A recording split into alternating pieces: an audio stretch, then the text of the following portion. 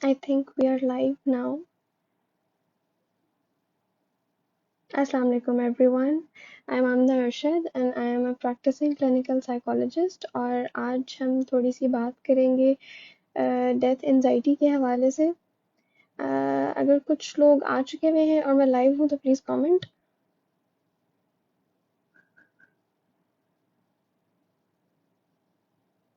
Okay, I guess I am live. या ठीक है। तो I am a practising clinical psychologist जैसे मैंने बताया, और recently I came across a couple of cases जिसमें मेरे क्लाइंट्स ने अपने फियर्स और अपने एंजाइटीज़ के हवाले से बात करते हुए ज़िक्र किया कि उनको मौत से बहुत ज़्यादा खौफ आने लग गया है, या उनको बहुत ज़्यादा ख़यालात ऐसे आने लग गए हैं कि उनकी मौत किस तरह की होगी, बहुत ज़्यादा पेनफुल होगी। उनको अपने घर वालों की मौत के हवाले से बहुत खौफ आने लग गया है कि अगर उनको कुछ हो गया तो उनका क्या होगा। तो आई रियलाइज़्ड कि ये डेथ एंजाइटी है जिसको जिसको वो सफ़र कर रहे हैं, या फिर इसको कॉमनली थैनाटोफोबिया भी कहा जा सकता है। मौत के बारे में खौफ, या मौत वाक़या हो जाने का खौफ होना। तो नेचुरली तो हम सबको थोड़ा बहुत डर लगता है। मुझे भी लगता है, आप सबको भी थोड़ा बहुत फ़ियर तो होता होगा, एंग्ज़ायटी थोड़ी-सी होती होगी कि अच्छा आफ्टर लाइफ़ कैसी होगी, मौत किस तरह की होगी, थोड़ा बहुत हम सबको होता है। लेकिन कहाँ कब ये बहुत ज़्यादा हो जाता है और हमारी ज़िंदगी को डिसफ़ंक्शन करने लग जाता है और हम इसको मैनेज किस तरह कर सकते हैं, इस पर आज हम थोड़ी-सी बात करेंगे, थोड़ा-सा डिस्कस करेंगे इसको। तो उनसे अपने क्लाइंट से ही बात करते हुए मैंने एक सवाल उन सबसे पूछा कि अच्छा, मौत का इतना डर आपको क्यों लगता है? किस वजह से आपको लगता है? तो कुछ पॉइंट्स ऐसे थे जो मुझे बहुत कॉमन नज़र आया और उनको मैंने जॉट डाउन किया। जैसे फॉर एग्ज़ाम्पल कि कुछ को ऐसा फ़ील होता था कि हमने ज़िंदगी में कुछ अचीव नहीं किया, हमने बहुत कुछ करना है अभी और ऐसा लगता है वक़्त बहुत कम है, हम बहुत जल्दी मर जाएँगे। फिर कुछ लोगों को ऐसा लगता है कि अगर उनकी मौत हो जाएगी तो उनके घर वालों का क्या होगा? उनके साथ किस तरह से रहेंगे सब लोग? फिर कुछ को इस तरह का खौफ होता है कि अगर उनकी डेथ हो जाएगी तो वो डेथ किस तरह से होगी? द प्रोसेस जो कि लीड करेगा उनको टुवर्ड्स डेथ, वो कितना पेनफुल होगा? क्या कहीं उनको कोई एक्सीडेंट तो नहीं हो जाएगा, उसमें उनको इंजरीज तो नहीं होंगी, वो उनके लिए पेनफुल तो नहीं होगा। फिर द इंस्टेंट ऑफ डेथ, जो मोमेंट होता है डेथ का, when they lose touch from life, वो कितना क्या पेनफुल होगा या नहीं होगा, वो उनके लिए कैसा होगा, इस चीज़ का बहुत बहुत ज़्यादा खौफ होता है। फिर कुछ लोगों को ये फील होता है कि शायद उन्होंने इतने अच्छे काम नहीं किए, इतने नेकी के काम नहीं किए, तो उनको आफ्टर लाइफ में पनिश बहुत ज़्यादा किया जाएगा। इस चीज़ का खौफ भी उनको बहुत ज़्यादा होता है, जिसमें मेनली फिर उनको खौफ इस चीज़ का होता है डेथ का, कि हमारी मौत हो जाएगी तो ये सब कुछ बुरा हमारे साथ होगा, हमें पनिश किया जाएगा। तो ये कुछ ऐसे पॉइंट्स थे जो मैंने जॉट डाउन किए कि लोग ये चीज़ ज़िक्र करते हैं, इन चीज़ों के बारे में बात करते हैं जब भी वो कहते हैं कि जी हमें मौत से बहुत ज़्यादा डर लगता है। अब अ, अक्सर लोग जो हैं वो फिर ये सवाल करते हैं कि अच्छा, हम पहले तो ऐसे बिल्कुल नहीं थे, पहले तो हम हर काम करते थे, हर जगह जाते थे, हमें कभी भी ख़्याल भी नहीं आया कि मौत जो है वो इतनी पेनफुल होगी, या इतना ज़्यादा ख़्याल नहीं आया कि हमारी ज़िंदगी डिसेबल होने लग गई है, हम कोई काम और नहीं कर पाते, हमें बाहर आने जाने में मसला होता है, हम हिली एरियाज़ में नहीं जाते क्योंकि हमें ऐसा लगता है कि कोई हादसा हो जाएगा और हमारी मौत हो जाएगी। तो फिर अक्सर औकात ये सवाल आता है कि अच्छा, इसकी कॉज़ क्या है आखिर? क्यों ये हमारे अंदर स्टार्ट हो गया है? पहले तो ऐसे नहीं था। तो अगर हम इसको थोड़ा-सा देखें तो अक्सर औकात ऐसा होता है कि जब उम्र बढ़ने लग जाती है, ओल्ड एज में लोग जाते हैं, तो उस वक़्त ये फ़ियर जो है बहुत ज़्यादा होने लग जाता है कि अच्छा, अब शायद हमारी उम्र बढ़ रही है तो हमारा वक़्त करीब आ गया है। फिर कुछ लोग बहुत ज़्यादा सीवियर इलनेस से गुज़रते हैं किसी, वो वहाँ पर उनको बहुत ज़्यादा लगने लग जाता है कि अच्छा, शायद ये बीमारी मुझे लग गई है और इसका एंड जो है वो इसी तरह होगा कि मेरी मौत वाक़या हो जाएगी, वरना मैं ठीक नहीं इससे हो सकता। कुछ लोगों ने कोई ट्रॉमा ऐसा फेस किया होता है जिसकी वजह से उनको मौत के हवाले से डर लगने लग जाता है। फिर आजकल चूँकि हम न्यूज़ देखते रहते हैं और बार-बार कोई ना कोई ऐसी खबर आती रहती है जिसमें लोगों की अमवात के हवाले से बातचीत हो रही होती है, उसको देखकर कुछ लोगों में ट्रिगर हो जाता है। फिर उसके अलावा अक्सर लोगों ने अपने किसी करीबी लोगों किसी करीबी इंसान की मौत को विटनेस किया होता है, उसकी वजह से उनमें ये चीज़ ट्रिगर हो जाती है। तो बहरहाल इसकी वजूहात बहुत ज़्यादा होती हैं और थोड़ा बहुत हर इंसान में होता है, लेकिन कुछ लोगों में ये एक्सपीरियंस इतना ज़्यादा ओवरवेलमिंग होने लग जाता है कि उनकी जो डे टू डे लाइफ होती है उसके कामकाज करने में, उनको अपनी ज़िंदगी को आगे बढ़ाने में मुश्किल पेश आने लग जाती है। जैसे फॉर एग्ज़ाम्पल कुछ लोगों को इस चीज़ से खौफ आने लग जाता है कि अगर वो बाहर निकलेंगे तो शायद उनकी मौत हो जाए, तो वो घर से बाहर निकलना कम कर देते हैं। और आप अंदाज़ा लगा सकते हैं कि अगर इंसान घर से बाहर निकलना छोड़ दे तो उसकी ज़िंदगी किस हद तक मफलूज हो सकती है।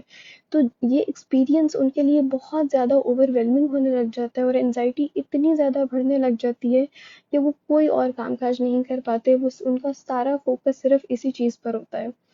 यहाँ पर अब फिर बात आती है मैनेजमेंट की कि हम किस तरीके से इस चीज़ को मैनेज कर सकते हैं। सबसे पहले ये चीज़ तो, अगर कोई ऐसे लोग हैं जो इस वक़्त देख रहे हैं और उनको लगता है कि उनको इस तरह की एंग्ज़ायटी या फ़ियर बहुत ज़्यादा है, उन्हें ये चाहिए कि वो किसी प्रोफ़ेशनल से बात करें, किसी साइकोलॉजिस्ट से बात करें इस हवाले से और थेरेपी लें। उसके अलावा अगर उनको लगता है कि इस वक़्त उनके लिए पॉसिबल नहीं है कि वो थेरेपी लें, तो कुछ टिप्स वग़ैरह मैं भी आगे डिस्कस करूँगी, वो आपको मदद कर सकती हैं इस चीज़ के साथ डील करने में। सबसे पहले एक तो ये चीज़ कि हम सब जानते हैं कि मौत एक रियलिटी है और एट सम पॉइंट हम में से हर किसी ने जो है वो मरना ही है। तो उसकी रियलिटी को तो सबसे पहले हम एक्सेप्ट करेंगे कि हाँ, ये एक ऐसी चीज़ है जो इनेविटेबल है और ये होनी ही होनी है और हमने इसको फेस करना है। जब हम इसको एक्सेप्ट कर लेंगे एज अ रियलिटी, तो उसके बाद हम आएंगे अपनी सोचों के ऊपर कि मौत के हवाले से जो हमारी सोचें हैं वो किस तरह की हैं। हम उनका उनका मुआयना करेंगे, उनको एनालाइज करेंगे। जैसे फॉर एग्जांपल कि मैं ये सोचती हूँ, मुझे ये सोच आती है बहुत ज़्यादा कि शायद मेरी मौत जो है वो पेनफुल बहुत होगी, जो process which will lead me towards my death वो इंतहाई पेनफुल होगा, कि मेरा कोई एक्सीडेंट हो जाएगा, मुझे इंजरीज आएंगी, मैं बहुत ज़्यादा तकलीफ़ में रहूँगी, या फिर शायद मुझे कोई बीमारी लग जाएगी, मैं उस बीमारी में बहुत ज़्यादा तकलीफ़ में रहूँगी। तो या मिसाल के तौर पर जो मोमेंट होगा, जो इंस्टेंट ऑफ डेथ होगा, वो शायद बहुत ज़्यादा तकलीफ दे होगा, या फिर मौत के बाद मेरी जो आफ्टर लाइफ होगी वो बहुत ज़्यादा तकलीफ दे होगी। तो इन सोचों को एनालाइज करके मैंने इनको चैलेंज करना है। अब अक्सर लोग कहते हैं कि आप लोग सोचों को चैलेंज करने की बातें करते रहते हैं, तो बेसिकली चैलेंज करना थॉट्स को होता क्या है? आपने करना क्या है कि आपने जब अपनी सोचों को नोट डाउन करना है कि अच्छा, मैं इस चीज़ के हवाले से ये सोचता या सोचती हूँ, उस उन सोचों को फिर आपने टेस्ट करना है कि इसमें कितनी हकीकत है कि वाकई ऐसा होगा। क्या मुझे यकीन है कि इसी तरह का होगा? क्या मुझे आज यहाँ पर बैठे हुए यकीन है कि मेरी मौत बहुत ज़्यादा पेनफुल होगी? ये कहते हुए कहीं मैं अपने फ्यूचर को प्रिडिक्ट तो नहीं कर रही या कर रहा, मैं अपने मुस्तकबिल के पेशन गोई कर रहा हूँ। एक ऐसा मुस्तकबिल जिसके बारे में किसी को भी नहीं पता, कोई भी नहीं कह सकता कि उसके साथ आगे क्या होगा। तो मैं इतने यकीन के साथ उसके बारे में प्रेडिक्शन कैसे दे सकता हूँ? कितनी प्रोबेबिलिटी है कि वाक़ई ऐसा होगा? तो ये इस तरह के सवालात अपने आप से करके हम अपनी सोचों को टेस्ट कर रहे होते हैं कि आया ये सोच हकीकत पर मबनी है भी या नहीं है। फिर एक दूसरी चीज़ कि हम अपने आप को बार-बार ये चीज़ रिमाइंड करवाते हैं और ये चीज़ समझने की कोशिश करते हैं कि हमारी थॉट्स और हमारी फीलिंग्स जो हैं, हम जो महसूस कर रहे हैं मौत के बारे में या जो सोच रहे हैं, वो रियलिटी नहीं है या वो फैक्ट नहीं है। यानी कि वो सिर्फ़ सोच और एक एहसास है, उसको एक्सपीरियंस करने का मतलब ये नहीं है कि वही सच है। जैसे फॉर एग्ज़ाम्पल, अगर कोई इंसान बाहर निकलते हुए ये फ़ील करता है कि अच्छा, कुछ बहुत बुरा शायद होने लगा है, शायद कुछ बहुत बुरा होने लगा है, तो ये सिर्फ़ उसकी एक फ़ीलिंग है। इस फ़ीलिंग के होने का मतलब ये नहीं है कि वाक़ई कुछ बुरा होने लगा है, क्योंकि उसके पास कोई एविडेंस मौजूद नहीं है उस बुरा होने की। तो सबसे पहले तो ये चीज़ कि हमने अपनी सोचों को एक नोटबुक पे लिख लेना है और हमने फिर उनको इस तरह चैलेंज करना है जिस तरह मैंने आपको बताया। दूसरी ये चीज़ कि हम अक्सर औकात मौत के बारे में बहुत नेगेटिव सोचते हैं। हम ये सोचते हैं कि अच्छा, मौत हो जाएगी, बहुत कम वक़्त है, कुछ भी नहीं बचेगा, आफ्टर लाइफ भी हमारी शायद बुरी होगी। तो यहाँ पर ये चीज़ हम देख सकते हैं कि हमने डेथ को एज़ अ मोटिवेटर लेना है अपने लिए या फिर एज़ अ डिमोटिवेटर लेना है। क्या हम ये भी सोच सकते हैं कि मरना तो हर किसी ने है, मौत एक इनेविटेबल चीज़ है।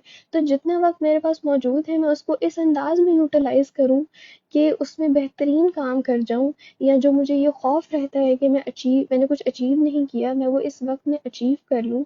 या मुझे जो ये खौफ़ रहता है कि मैंने शायद कोई नेकी नहीं की, तो मैं उस नेकी को कर लूँ और इस वक़्त को जितना ज़्यादा यूटिलाइज़ मैं कर सकती हूँ अपने लिए कर लूँ, और मैं अपने मेरे बाद जो लोग आएंगे मैं उनके लिए भी एक लेगेसी छोड़कर जा सकता हूँ।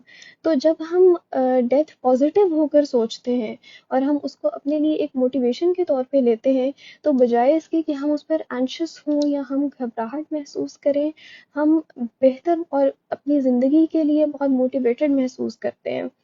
तीसरी ये चीज़ कि हमने कोशिश करनी है कि हम एक वैल्यू बेस्ड और एक पर्पस बेस्ड लाइफ को बिल्ड करने की कोशिश करें। वैल्यू बेस्ड लाइफ का मतलब क्या है कि मिसाल के तौर पे हर इंसान और हर ख़ानदान का एक वैल्यू सिस्टम होता है। कोई इंसान ऐसा होता है जिसको काइंडनेस, लोगों के साथ अच्छा सलूक करना बहुत अच्छा लगता है, ये उसकी वैल्यू होती है। और जब भी वो किसी के साथ अच्छा सलूक करता है, किसी को हेल्प करता है, तो ये चीज़ उसको एक सेंस ऑफ फुलफिलमेंट देती है, उसको एक सेंस ऑफ सिक्योरिटी और सेफ्टी देती है कि हाँ, मैंने इस ज़िंदगी में अपनी वैल्यूज़ को फॉलो किया, कोई अच्छे काम किए, तो मेरी आफ्टर लाइफ जो है वो भी अच्छी होगी, सिक्योर होगी, मुझे इसका अच्छा फल मिलेगा। तो अपनी वैल्यूज़ को हमने एनालाइज करना है। फॉर एग्जांपल मेरी एक क्लाइंट थी, उनको नमाज का बहुत ज़्यादा होता था कि मैंने इस ज़िंदगी में जो है अपनी नमाज़ें पूरी करनी है, ताकि नेक्स्ट आफ्टर लाइफ में जो है मैं पनिश ना की जाऊँ। तो उस इंसान की जिसकी वैल्यू ये है कि उसने अपनी प्रेयर्स को पूरे टाइम पर उसने पूरा करना है, वो उस चीज़ को जितना कंसिस्टेंटली अपनी ज़िंदगी में लागू करेगा और उसको फॉलो करेगा, उतनी ही उसकी एंजाइटी कम होती जाएगी और एक सेंस ऑफ सिक्योरिटी और सेफ्टी वो फील करेगा अपने हवाले से। ये तो वो चीज़ें हैं जो कि आप अगर एंशियस महसूस करते हैं डेथ के हवाले से, तो आपने हर रोज़ अपनी रूटीन में इनको अप्लाई करते जाना है।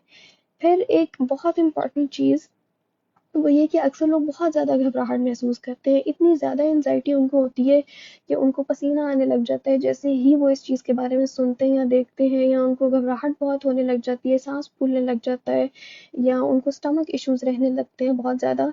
तो उनके लिए बहुत ज़रूरी है कि वो हर रोज़ कोई ना कोई रिलैक्सेशन एक्सरसाइज करें, फिजिकल एक्सरसाइज को अपनी रूटीन में लेकर आए।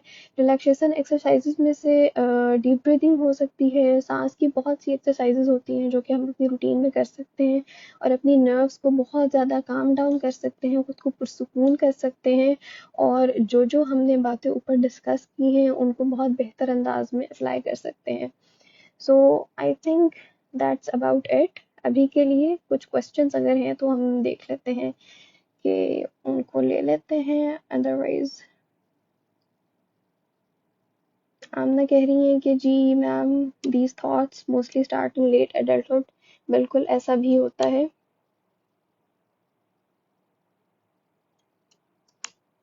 गुमनाम ने कहा है कि कोरोना की वैक्सीन इसलिए नहीं लगा रहे कि 2 साल बाद मर जाएगा इंसान। बिल्कुल।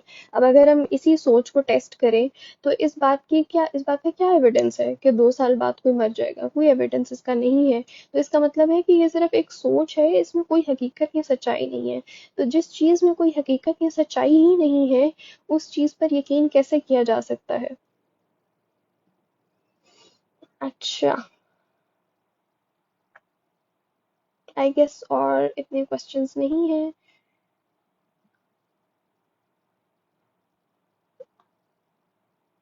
चले, thank you so much everyone for listening. अगर आप लोगों के क्वेश्चंस हुए तो प्लीज़ कमेंट्स में ड्रॉप कर दें और हम ज़रूर उसको रिस्पॉन्ड करेंगे। Thank you so much. अल्लाह हाफिज़।